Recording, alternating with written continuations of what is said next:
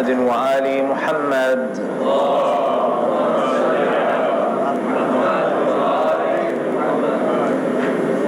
A second salawat for the love of Fatima Azhar alayhi salam.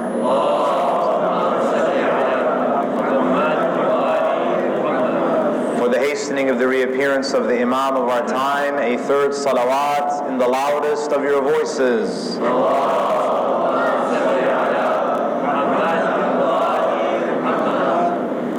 أعوذ بالله من الشيطان الرجيم. بسم الله الرحمن الرحيم. الحمد لله رب العالمين، والصلاة والسلام على خاتم الأنبياء والمرسلين سيدنا ونبينا محمد وعلى أهل بيته الطيبين الطاهرين.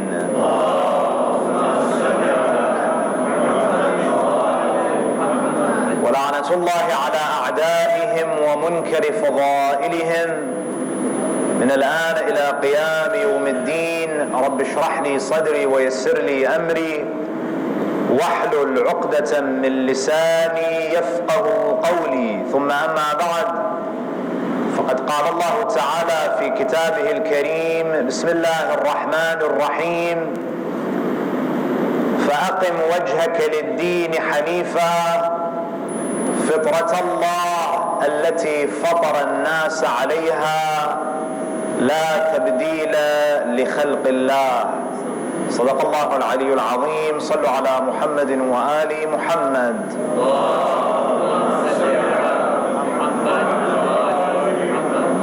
Respected scholars, elders, brothers and sisters, Assalamu alaikum wa rahmatullahi wa barakatuh. Approximately 3 years ago, I received a phone call that there was a death in the community. But this death was not an ordinary death, because the deceased was in his early 30s. And when someone who's that young passes away, the natural question that you ask is, what happened? Why did they die so young? This young man, who is a part of the Shia community, I'm not talking about someone outside of the community. This young man took his life. He committed suicide, and his body was discovered 3 days after his death, because he lived alone in his apartment. Of all the people that I've buried in my life, that was the most difficult. And what made the whole experience so disturbing to me was the fact that no one wanted to address the elephant in the room. No one wanted to talk about what had just happened. In fact, even the family was in denial. They said, no, he didn't commit suicide, something else must have happened. The problem, my dear brothers and sisters, is that we pretend that the problems that affect other communities don't impact us. We try to sweep things under the rug. We're in denial, we're in denial, we're in denial until the tragedy strikes our own family. One of the most disturbing statistics that you'll find is that the leading cause, if not the first, then definitely the second, the leading cause of death among teenagers and those who are in their early 20s is suicide. And this is not something that we can say, oh, this affects non-Muslims. We are immune. I can tell you with certainty that we are not immune. And this is going to continue unless we have the courage to address this problem.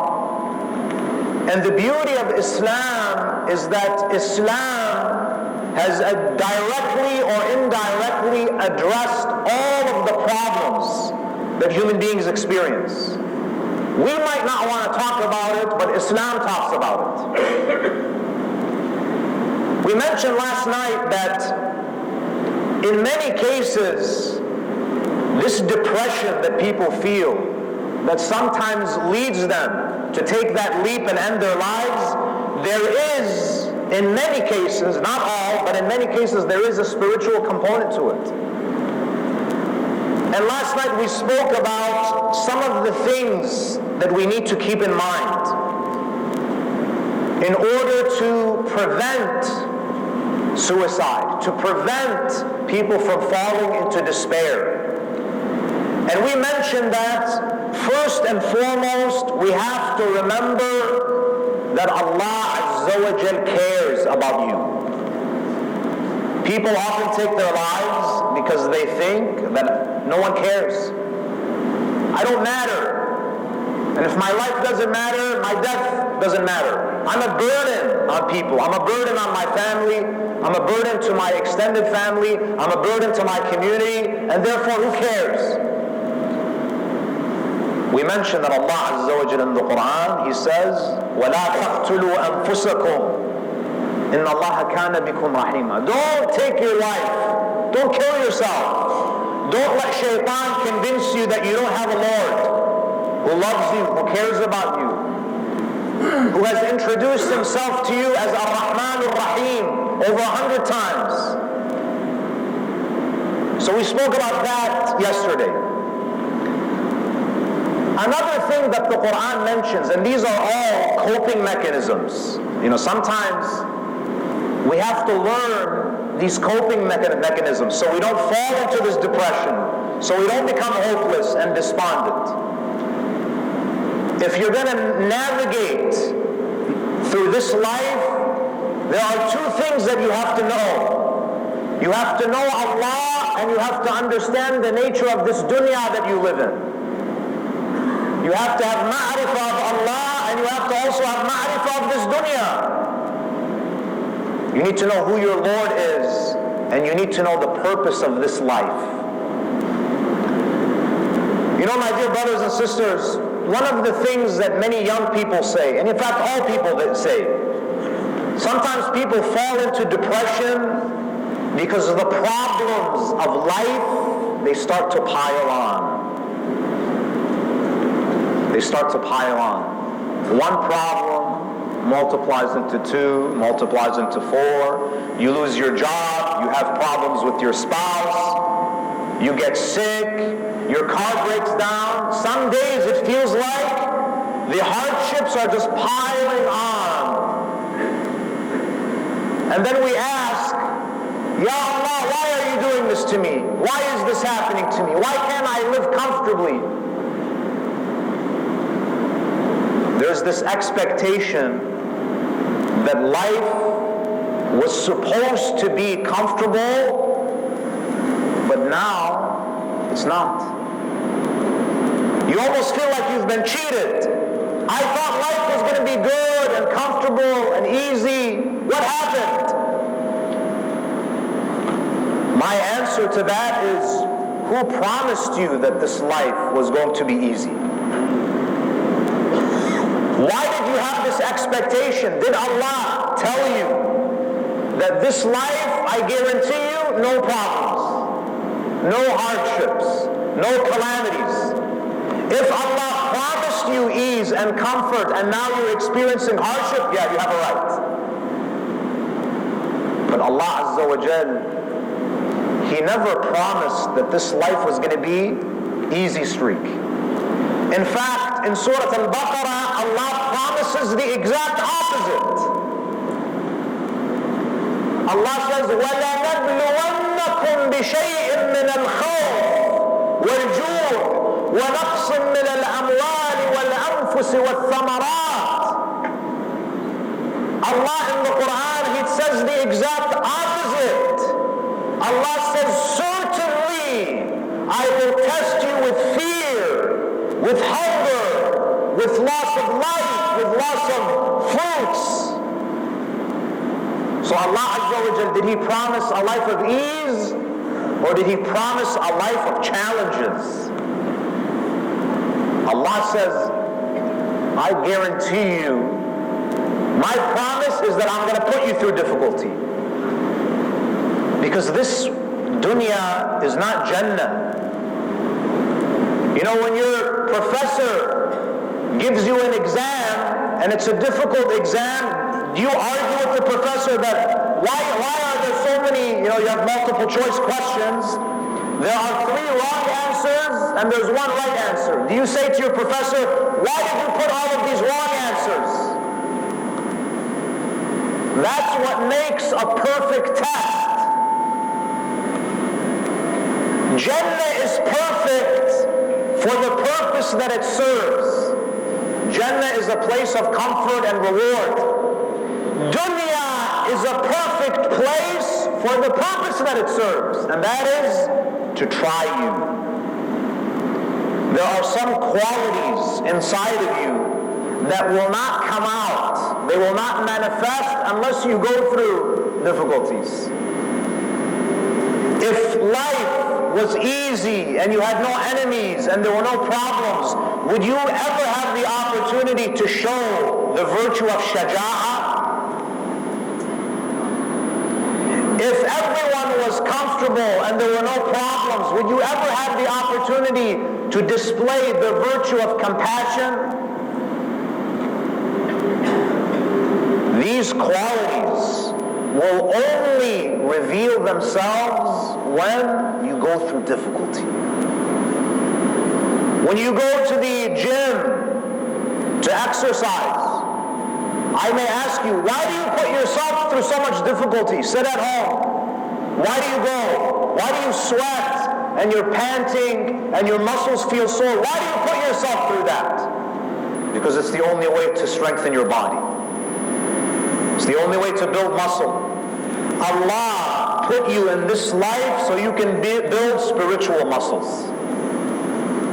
Because the only way you can reach that level, you can reach Jannah, is that you have to have these qualities. Because Jannah, because you are Jannah, your heart, when it develops, Jannah is simply the mirror of your nafs.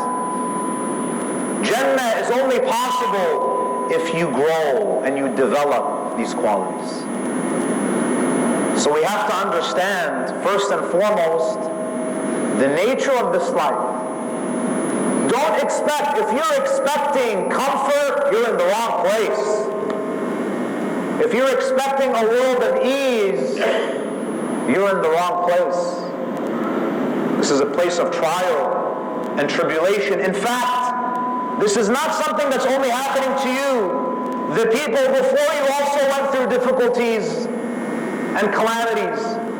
Allah subhanahu wa ta'ala in the Quran in Surah Al-Baqarah verse 214, what does He say? He says, أَمْ حَسِبْتُمْ أَن تَدْخُلُوا الْجَنَّةِ? Do you think that I'm just going to give you Jannah like that? أَمْ حَسِبْتُمْ أَن تَدْخُلُوا الْجَنَّةَ وَلَمَّا يَأْتِكُمْ مَثَلُ الَّذِينَ خَلَوْا مِنْ قَبْلِكُمْ? Do you think you're going to enter Jannah without going through what previous people went through? What happened to those who came before us? مَسَّتْهُمُ الْبَأْسَاءُ وَالضَّرَّاءُ. They went through difficulties and misfortunes. وَزُلْزِلُوا. Allah says, we shook them up. Comes from the word zalzala, which means earthquake. Allah put them through a lot of difficulties. وَزُلْزِلُوا حَتَّى يَقُولَ الرَّسُولُ وَالَّذِينَ آمَنُوا مَعَهُ مَتَى نَصْرُ اللَّهِ أَلَا إِنَّ نَصْرَ اللَّهِ قَرِيبٌ. Allah says, I put the nations before you through so many hardships and afflictions and misfortunes, and I shook them up.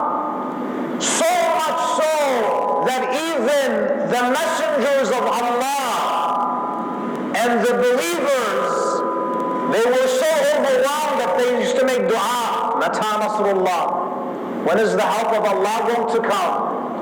So don't think that when I'm suffering, I'm alone and I'm the only one. You have to go through this phase. You have to go through this world.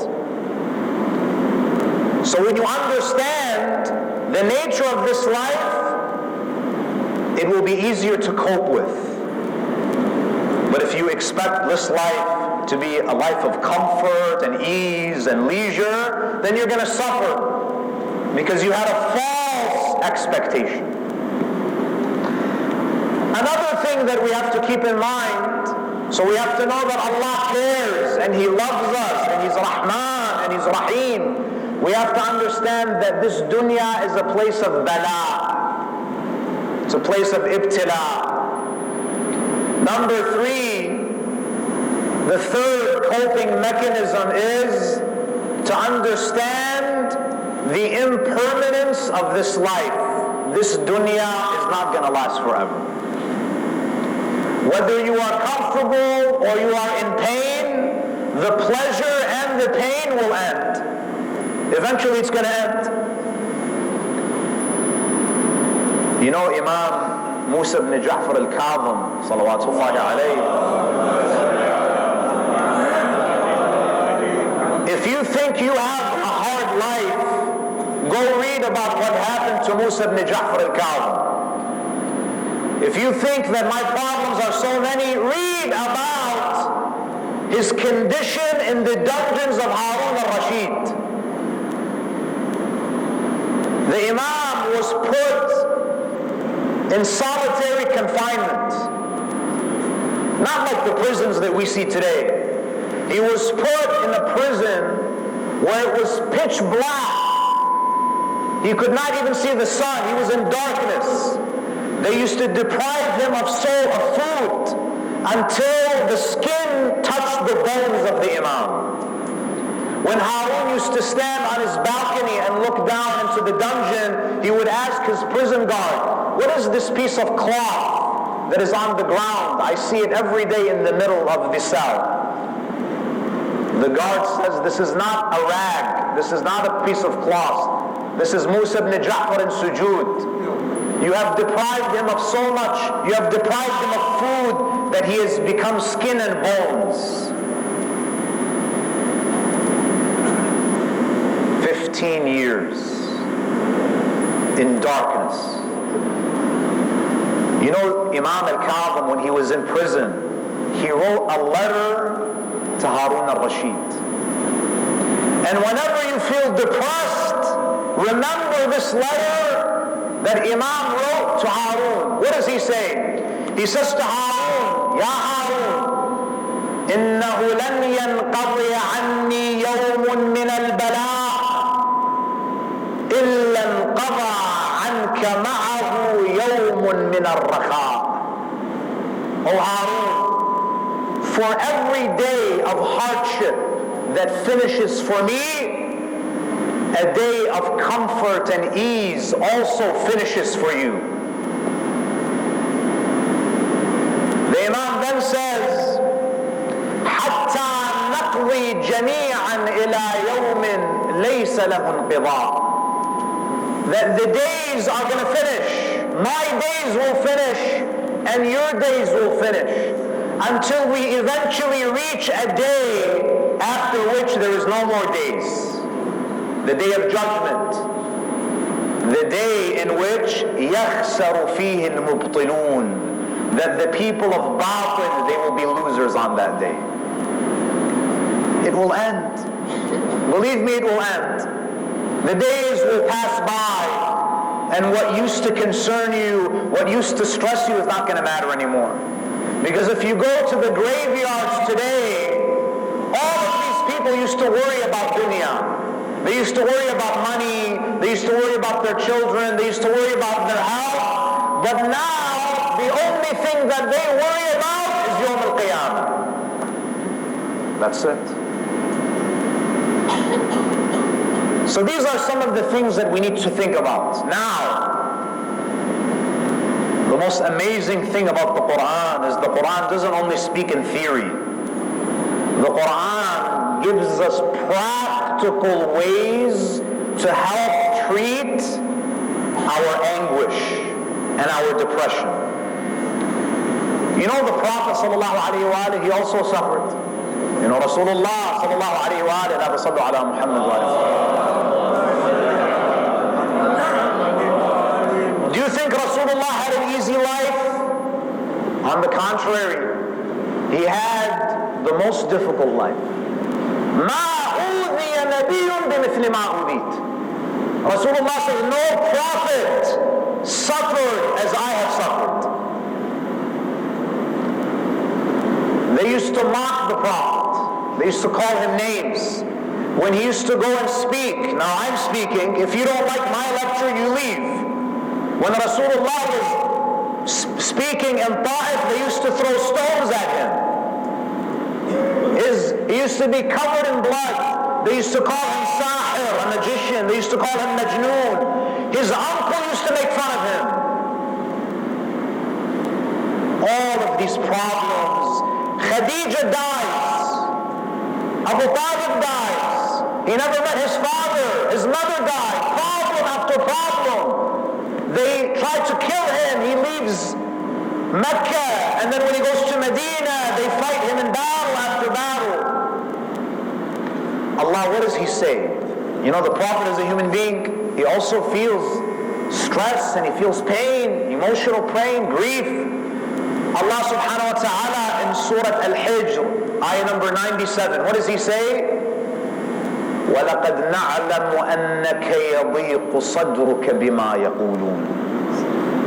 O Muhammad, we know that your heart is distressed because of what they're doing to you. So even the Prophet, he feels pain. So what does Allah do?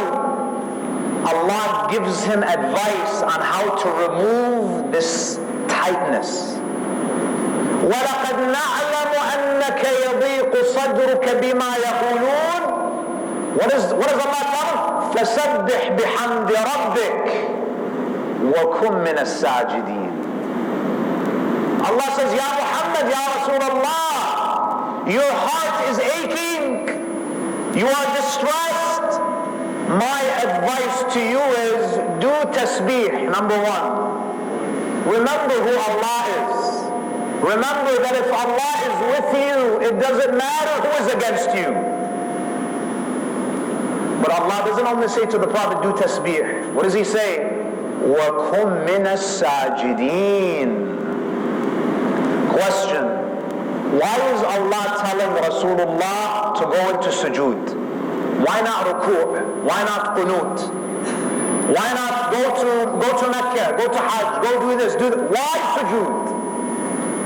There are two benefits to sujood. One is a spiritual and one is a health benefit. As for the spiritual benefit, one man comes to Amir al-Mu'mineen and he asks him, Ya Ali, why is it for every rak'ah we have two sajdas? The Imam, he answers the question using Quran, because Ali is al-Quran al-Natiq. Ayah 55 of Surah Taha, Minha khalaqnakum. You know, sujood reminds you of the life cycle. It puts things into perspective. Minha khalaqnakum, you came from it. وَفِيهَا نُعِيدُكُمْ وَمِنْهَا نُخْرِجُكُمْ تَارَةً أُخْرَى. The first sajda signifies your creation. When you raise your head, it symbolizes this dunya. And the time period between the first sajda and second sajda is very brief. And dunya is very short. And then you go back. It puts things into perspective. That don't become too upset about what you miss in this life, because it's very short and you go back. It's a visual representation of the entire life cycle of insan. You came from the earth, you live a short period in dunya, you go back into the earth, and then you come out for qiyamah and your eternal life. But there is also a health benefit to sujood. For those of you who are familiar with the human brain, the most important part of your brain is the frontal lobe. This is where critical thinking takes place. This is where decision making takes place. This is the control panel for your personality. Judgments are made. Now, when the heart pumps blood through your body, it has to fight gravity to reach this. The only position where your brain is lower than your frontal lobe is lower than your body is when you're in sujood. So what is happening in sujood, if you look at the science of sujood, Allah is putting you in a position whereby the blood in your body is being directed to your frontal lobe. This is a type of massage for your frontal lobe. وَكُمْ مِنَ السَّاجِدِينَ. And this has an effect. It reduces inflammation, it reduces pain. It has a positive impact on your mental health. And do you think it's a coincidence that Imam Zainul Abidin, after witnessing what he saw in Karbala, how did he cope with what he saw? He became Zainul Abidin and Sayyidul Sajidin. It's not a mistake. Imam used to spend so much time into sujood because the only way you cope with seeing what happened to Imam al-Hussein is that you have to go down. The frontal lobe has to be massaged. Has health benefits. And in addition to that, we, the followers of Ahlul Bayt, we do sujood on what? On the earth. And this is also another benefit. I want you tonight, when you go home, to research earthing. You know, brothers and sisters, the earth is like a massive battery. It has these electric currents, these positive and negative charges because of the sunlight, because of the lightning, because of the magnetism of the molten core. When you have an appliance and you want to get rid of that excess electric current, what do? You ground it. One of the benefits in putting your body in contact with the ground is that it neutralizes the free radicals in your body. Your body is made up of cells. Most of your cells have a net negative charge because of the electrons. Sometimes these electrons, they get stolen from one another and the cell becomes reactive. It becomes a free radical. It's unhealthy to have these free radicals. When your body touches the ground, you get a dose of negatively charged electrons and it neutralizes. This is why if someone is depressed, go and walk barefoot.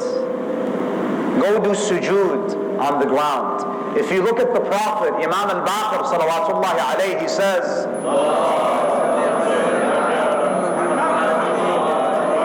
says, كان رسول الله يأكل أكل العبد. The Prophet sallallahu alayhi wa alayhi, it was his habit that he used to eat the same type of food that slaves used to eat. Rasulullah is very simple. Even though he is the head of state, even though he has Baytul Mal at his disposal, Rasulullah eats very simple. And then the Imam says, وَيَجْلِسُ جَلْسَةَ الْعَبْدِ, and he used to sit like a slave. He didn't used to sit on a throne with his chest out. People, when they used to come into the masjid, they would have to ask, which one of you is Muhammad? Because he used to sit with the people. And then Imam al-Baqir, he says, وَكَانَ يَأْكُلُ عَلَى الْحَضِيضِ. Rasulullah, when he used to eat, he used to sit on the ground. His body was always connected to the earth. وَيَنَامُ عَلَى الْحَضِيضِ. And Rasulullah used to sleep on the ground. Not like you and I, we have to have the best mattress and it has to be a waterbed. So being in contact with the earth. And if we don't have water for wudu, what do? We do tayammum, and tayammum is to be again connected to the earth. And one of the most beloved names of Ali ibn Abi Talib is what? Abu Turab. Everything about their lives is to bring sukoon to the heart and to the body. And I'll end with this. One final statement. Imam Ja'far al-Sadiq, salawatullahi alayhi, he says, عجبت لمن يغتم كيف لا يفزع لقوله تعالى. Imam says, I am amazed at the one who feels distressed, who is depressed, who feels grief. Have they not read what Allah says in Surah Al-Anbiya, ayah number 87 and 88? This is the dua of Yunus. Yunus, when he found himself in the belly of the whale, he was covered in darkness. What was his dua? La ilaha illa ant, subhanaka inni kuntu min al-zalimin. There is no God but you. Glory be to you. I have wronged myself. When you read this ayah, Imam al-Sadiq is trying to tell us, don't think. Allah says, فَاسْتَجَبْنَا لَهُ وَنَجَّيْنَاهُ مِنَ الْغَمِّ. Gham means that sorrow that is in your heart. Allah says, when Yunus made that dua, I removed gham from his heart. Imam al-Sadiq is saying, don't think that this was a special situation for Yunus. Allah says, وَكَذَلِكَ نُنْجِي الْمُؤْمِنِينَ. That this is how we rescue all mu'mineen. So if you are a mu'min and you have gham in your heart, read the dua of Yunus. Because this dua is powerful. Allah promises that He will remove the distress and go down into sujood. Put your head on the earth. If you feel this anxiety, say Subhanallah. Say La ilaha illa ant. Take a deep breath and say La ilaha illa ant. And do it 100 times. Do it 50 times. And you'll see the promise of Allah Azza wa Jal. Inna Allah la yukhliful mi'ad. Allah never breaks His promise. We ask Allah Azza wa Jal to guide us and to bless us, to illuminate our hearts with the teachings of Muhammad wa Ali Muhammad. Allahumma ghfir lil mu'minina wal mu'minat, المسلمين والمسلمات الأحياء منهم والأموات. تابع اللهم بيننا وبينهم بالخيرات، إنك مجيب الدعوات، إنك قاضي الحاجات، إنك على كل شيء قدير. والحمد لله رب العالمين، وصلى الله على محمد وآله الطاهرين.